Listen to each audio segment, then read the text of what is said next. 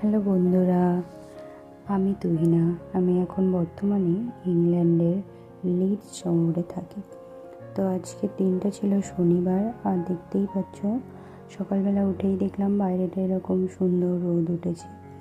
আর ছুটির দিন যেহেতু, তো আজকে আমরা ঘুরতে বেরোবো ঠিক করলাম। তো সকাল সকাল কাজগুলো করে নিয়েছি, সব কিছু করে নিয়ে মেয়ের জন্য আমি একটু অনেক দিন ভাবছি যে ওর জন্য কাপকেক বানাবো, তো আজকে বানালাম। তারপর রেডি হয়ে বাইরে চলে এলাম।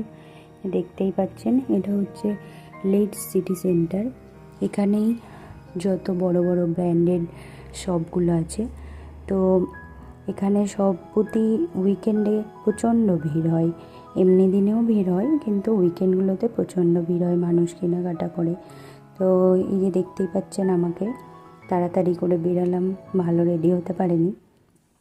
তো আজকে ভাবলাম আজকে বাইরেই লাঞ্চ সারবো।